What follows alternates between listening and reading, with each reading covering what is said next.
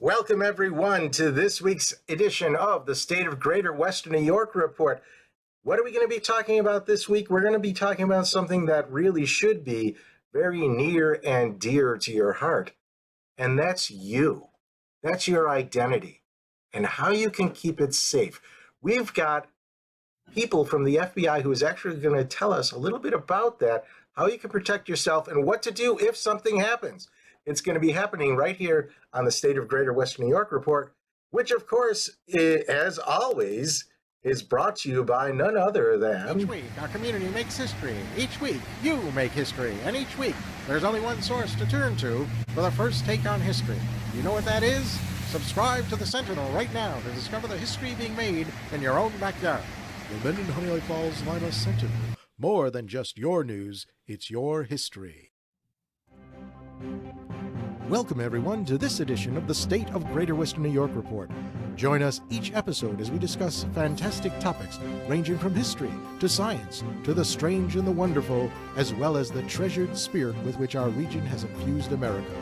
We challenge you to consider all things Greater Western New York, from our region's very beginnings to how it inspires, how it empowers, and why it is so admired. Here's the host of the State of Greater Western New York Report, Chris Carosa. There we go, starting off a little bit of slow. Hey, we've got a little bit of a different kind of show today because we've got two people who work for the FBI who you cannot see and who you cannot know. They're going to give us some information that'll be very valuable to you. We're going to call them Special Agent X and Intelligent Analyst Y. You see their silhouettes behind me. So let's just start off with Special Agent X. Can you tell us, before we get into the details of identity theft and how maybe to prevent that, just give us a very, very brief background on yourself and maybe how you ended up doing what you do for the FBI.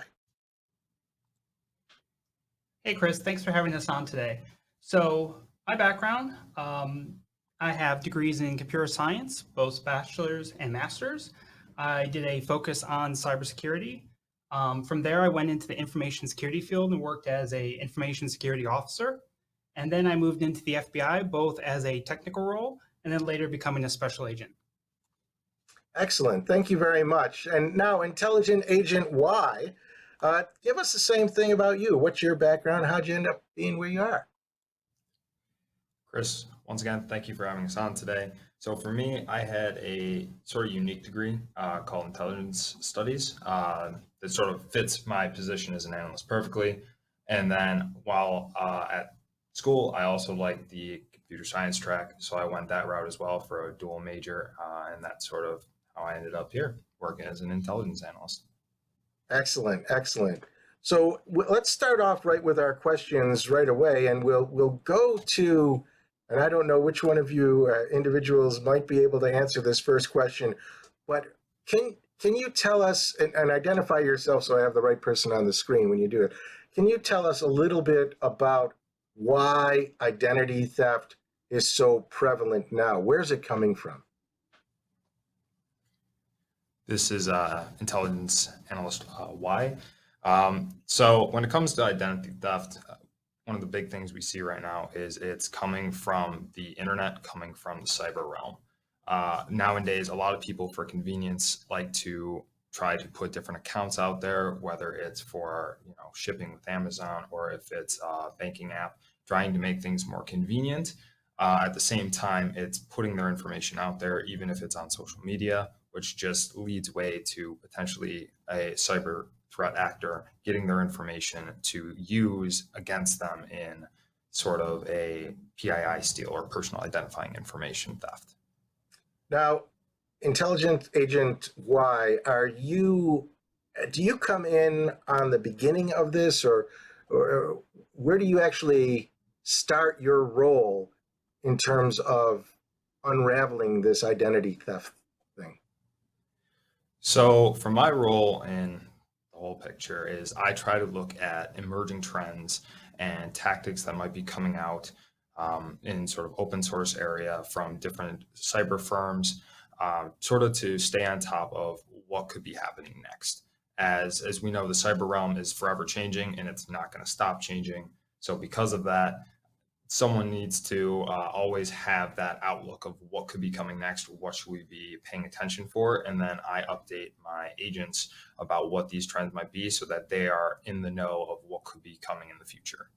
So Special Agent X now, when do you come in? Do you come in after a crime has happened, or do you do anything from a preventative side? So both, Chris. We try to do things from a preventative side, educating the public about how they can protect themselves. Things that Intelligence Analyst Y had mentioned, like being careful on social media, not posting when you go on vacation, not posting your personal information, but also from the investigative side. When victims contact us about aspects related to their identity being stolen. X, what can you tell us? Where do most of these identity themes come from? They're on the internet, but are they local? Are they national? Are they international? Where's the primary source of this coming from? So it depends upon the case and the means at which the identity is stolen. As you probably know, identity theft can occur through multiple ways. Someone skimming your credit card at a ATM or a gas station, all the way to posting some of your PII on the internet, your personally protected information. And in some cases, it's used to further a fraud or a crime or masquerade as that individual.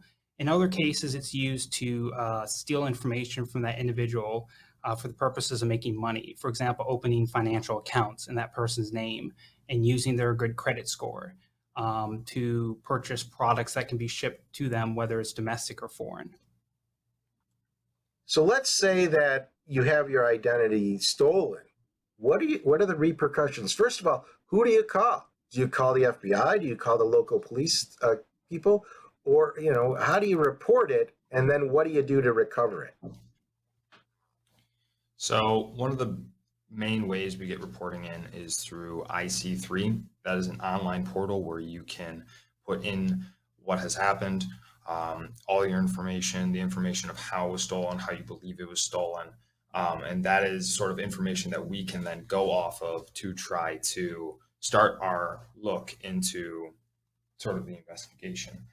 There's another place online that the Federal Trade Commission uses, which is identitytheft.gov. So that's another great place that if your identity has been stolen or you believe your identity has been stolen, you can put that information in because there are those two different areas, right? You have where you think it's been stolen and which it's still good to act on, as you want to make sure that you sort of take care of it as soon as possible. And then there is the actual when it happens, when you see your information being used and it's not you, say, with a credit card payment, right? And that also you would want to act on and put that information into either of those places so that you would be able to report it so someone can investigate on it. So let me give you a hypothetical situation. Let's say that your license was stolen. People travel through these neighborhoods and the cars are left outside and they'll steal things from the cars, and maybe you're crazy and you leave your license in the car and it's stolen. So let's say your license is stolen. What can criminals do with that, first of all, so that you can see that actions are being taken against you once that's happened? And then what can you do to recover your identity or to stop this criminal from using your identity inappropriately? So there's a lot of things you can do with a stolen identity. The first thought that would come up is you can create financial accounts in that person's name and then use those financial accounts for doing things like money laundering or creating a store credit card account, purchasing items from that store and then shipping them to your location. And then we see oftentimes those products are resold to obtain further funds for the illegal activity. In terms of responding to that, if your driver's license is stolen, it's a good idea to contact the local police department and file a police report. You will want to also notify the DMV that driver's license has been stolen. It's also a good idea to get a credit freeze, which is now free through recent federal legislation. So what a credit freeze does is through the 4 major credit bureaus, you can have your credit information frozen so that if someone attempts to open a financial account in your name, they can't do so. And with that police report, you can take that to the credit bureaus and they can assist you with the freeze of your credit report. What other sort of, I don't want to use the term popular, prevalent, let's say prevalent. What are some other prevalent forms of identity theft that people should be on the lookout for? So a big one we see, Chris, a lot is emails. So sometimes you might see an email that comes through that looks legitimate, looks like it's from the correct company. And what it really is a sort of phishing scheme, whether it has a malicious link in there, which either A, has malware right away, or B, takes you to a site. A lot that we see nowadays could be, say, your bank saying, hey, there's a problem with your account. We need you to log in so that you can update it and fix the issue. That'll just take you to a fake site, which is very difficult. These actors, the cyber threat actors, take a lot of time and research to make sure that their fake sites look legitimate, so that you are less likely to notice the wrongdoing and actually type in your identifying information, which then they take. So that's a big way we see them sort of take personal identifying information a lot. We have a question here from the audience, and that is, I don't know, the person is saying they don't know whether or not their identity was stolen for sure. Is there a way they can check or test to see if their identity is out there unlawfully? Yes, there is, to a degree, based upon how it might have been used. So if it was used to open, for example, financial accounts, then it's a good idea to check your credit report. And you can do so using the annual credit report website that allows you to request your credit report for free multiple times a year through some of the federal laws that exist for helping to protect your identity. So would recommend going to that, taking a look at your credit report, see if there's any accounts that might have been opened that you're not expecting, or if there's any, for example, loans, credit card accounts, bank accounts, etc., that might have been reported to a credit card bureau that you did not open.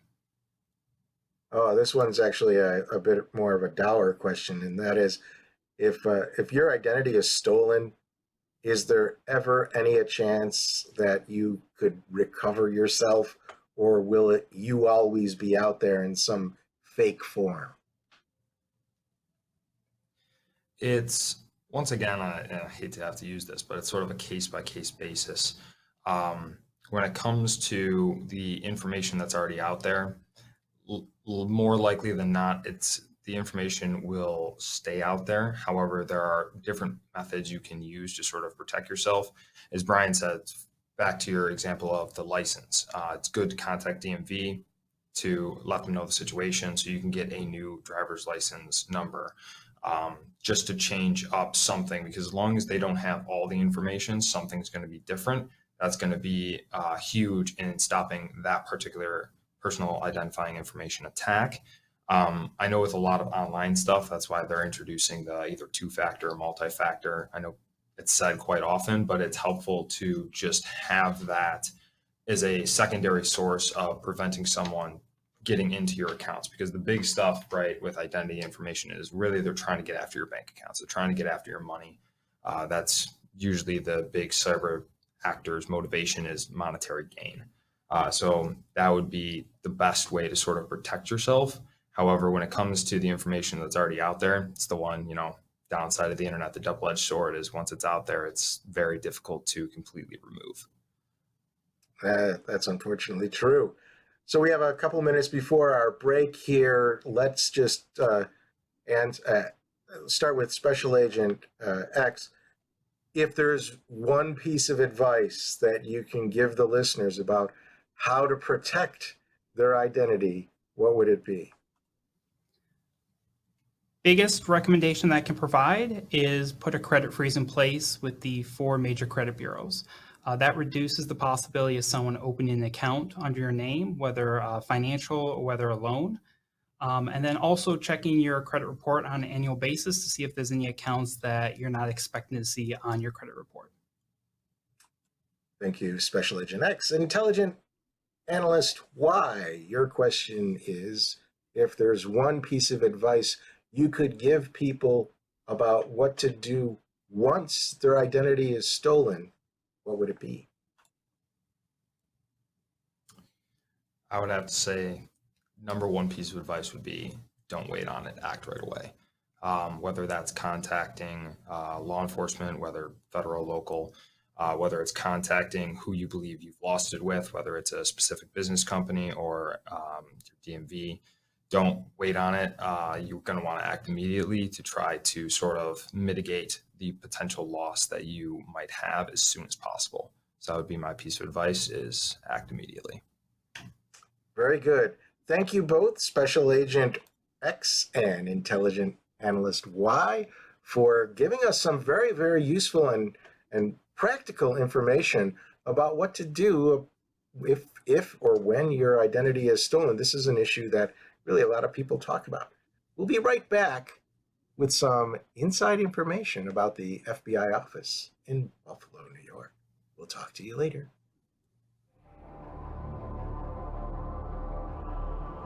Through the mists of time, nature and man have both created and buried treasures beyond the imagination. With the ages, these riches slowly dissolve into mere myths, until they are forever forgotten. But there are those brave souls who tirelessly cling to the truth, ever seeking to discover the undiscovered, to reveal what has always been there, to uncover the hidden gems of a land thought forsaken but loved by millions.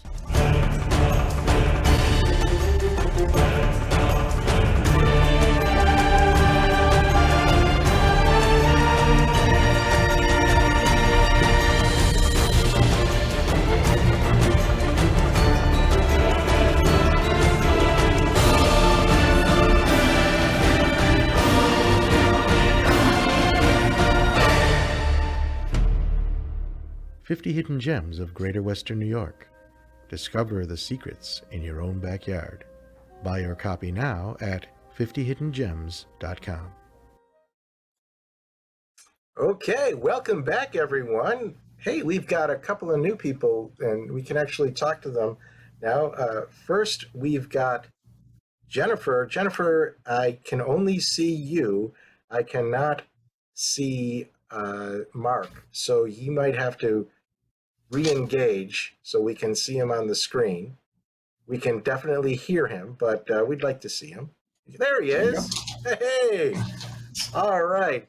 So Jennifer Zientowski, I think I said your name right. Correct. You're the public relations person, so to speak, for the Buffalo office of the FBI. Can you just tell us a little bit about that office, how far it ranges in terms of, the area that it covers and, things like that, simple sort of questions that people might ask you about the office in general? Sure. Well, thanks, Chris. Thanks for having us. Thanks for the listeners at the state of Greater Western New York.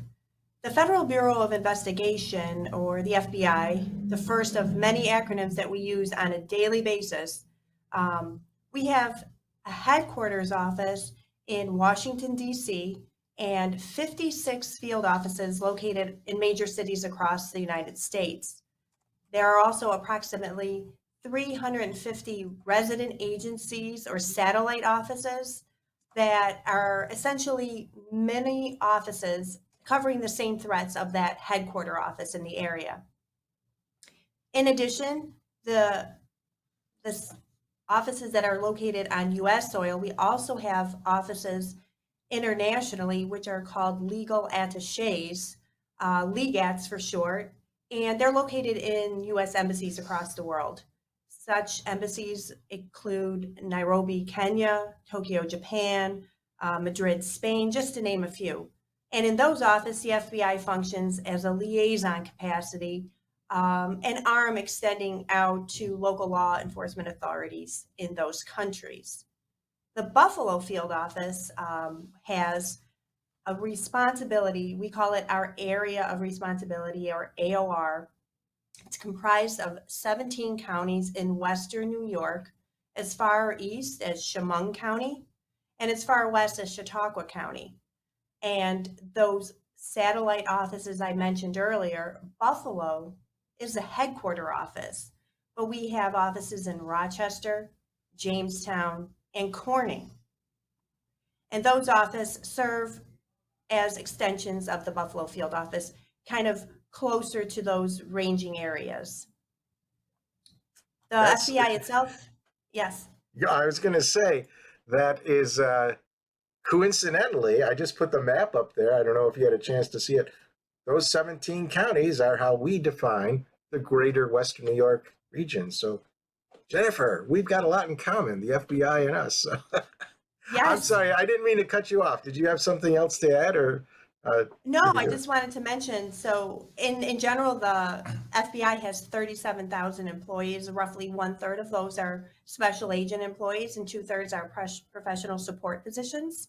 In our area itself, Buffalo, we have around 200 or so employees. And that is what we're going to hear about, how to become one of those employees.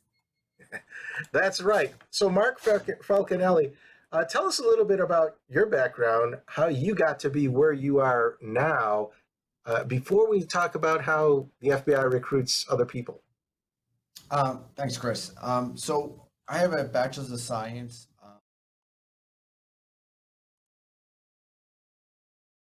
finance. I spent about a year working. I worked in a bank for a little bit, and I worked in retail management. And then I went back to school. I went to law school. I graduated again from the University of Florida, and then I worked for a small law firm for about a year and a half. And then I applied for the special agent position with the FBI. Took the test, and then the rest is history. I became an agent in 1996. So, how does somebody apply to be a member of the FBI in general? Is that something you do? Are you allowed to apply for it, or does the FBI go out and search for people who are good recruits? I go on campuses to talk to college students about our honors internship program, our collegiate hiring initiative, but the one-stop shopping for all positions with the FBI is FBIjobs.gov. So what I encourage people to do if they're interested with a job with the FBI is they create a profile, and then they upload their resume, they'll upload their transcripts, and then they can apply for any job in the FBI, whether in the Buffalo field office or anywhere in the United States. We're going to go with a sort of like an open conversation on this between the three of us, just because I think I'll put myself in the position of somebody who is interested. Am I a high schooler, first of all, or am I a college grad? Let's start with that. What is generally typically the age when people start seeing their interest in the FBI, to work for the FBI? So people usually pique their interest usually in high school, basically from watching, TV shows or movies. They get interested in the FBI, and we do go to different high schools to recruit and talk to students about joining the FBI. But really, their interest really comes more solid when they're in college and they kind of know a little bit more what they want to do. So we go to a lot of college career fairs. I talk to the students. I said one of the best ways to get into the FBI is to apply for the honors internship program. I do tell them it's very competitive. Like this year, we had 70 applicants for 7 positions here in Buffalo. But that's one of the good ways to get your foot in the door and get involved in working for the FBI, and then moving up through the process, and then moving up through the chain and taking, different positions within the FBI. A lot of the people that we end up recruiting and we talking to are people who already had full careers. So for the special agent position, you have to have at least a bachelor's degree, and you have to have at least 2 years of work experience. So a lot of the people who come to us from the special agent position are people who already have a career, maybe want to change and then apply to the FBI because they want to do something else. Typically, like for the special agent position, most of our applicants are probably in their late 20s to early 30s when they apply for a job with the FBI. Now, does that earlier job that they have, that earlier career, does that kind of help them know about what to study or what to look at? Do they become a special agent for that particular industry, or doesn't it matter? So it does and it doesn't. So we are looking to recruit from a diverse population. So we have people who maybe not had no interest in law enforcement. Maybe they were a pharmacist.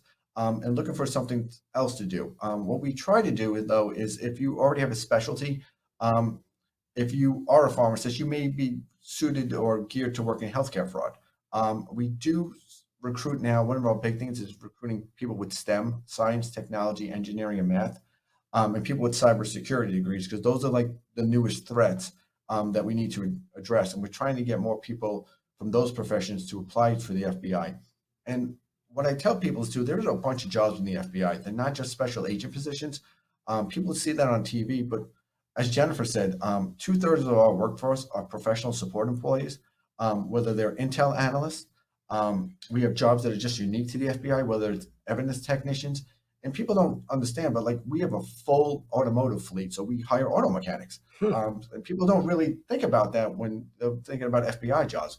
But there are probably 100 different positions out there, some unique to the FBI and some that, are just like office managers and people who help run the office.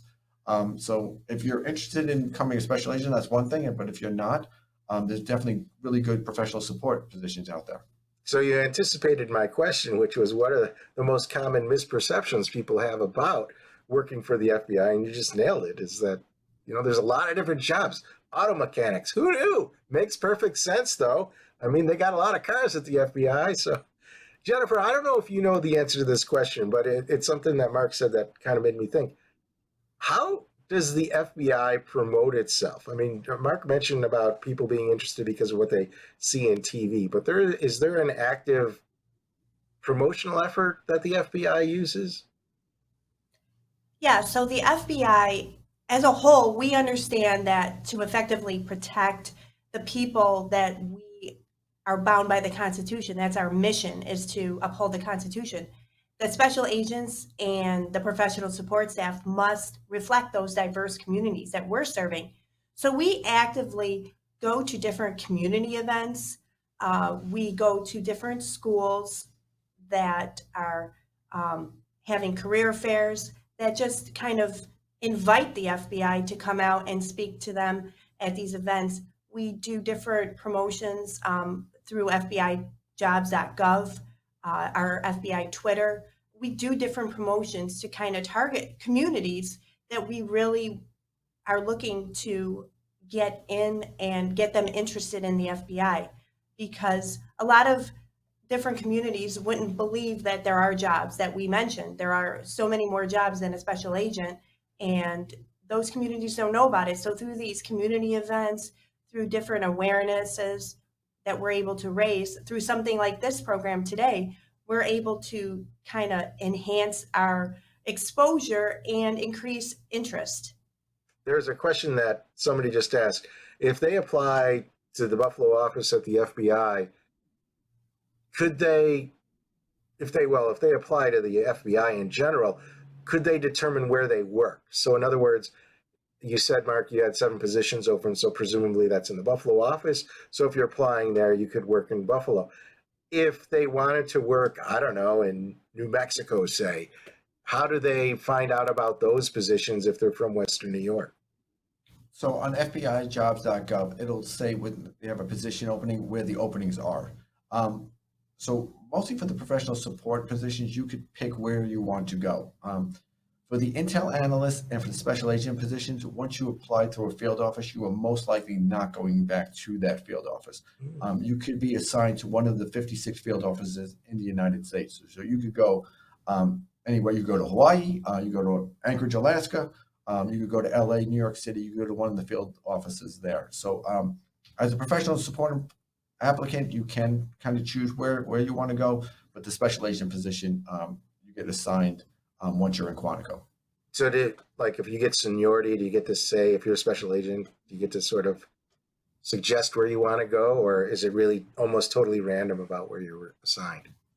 So when you're in Quantico, it's kind of random. It depends on where the openings are needed, and it's based on the needs of the FBI. So if they're in needs, let's say in Oklahoma City, at that time they may assign more agents out there. But once you're in the FBI in the special agent position, once you build up seniority, you could put in for what's called an officer preference, and you could ask to be assigned to a different office. But again, that depends on the needs of the FBI. Right. I'm putting up on the screen what Mark and Jennifer have been talking about. This is where you go to get your applications if you're interested in joining the FBI. So it's FBIjobs.gov. And it's right there. It's just like any other thing that you put on the internet. But here's the thing. Make sure it's the real site, not the fake one, or else they'll steal your identity. So I want to thank Mark, Jennifer, and X and Y for being on today's show, and thank the audience too. A lot of questions we had today. If you want to be a member of the audience, the live audience that is, you will be able to answer or ask questions. I suppose you can answer them too, but that sort of makes it moot. So just go to stateofgreaterwesternewyork.com and you can sign up for the mailing list.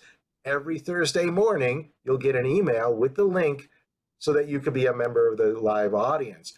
Only live audience members can ask questions of our guests, so that's why you might want to do it.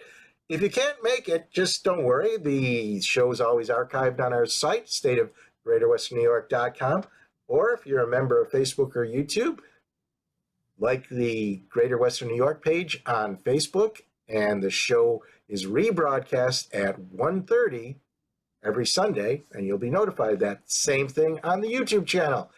Just make sure that you subscribe to it so you're notified at 1:30 Sunday morning when that show is rebroadcast. So thanks again to everybody here. Thank you for the members of the FBI, and we will see everybody next week.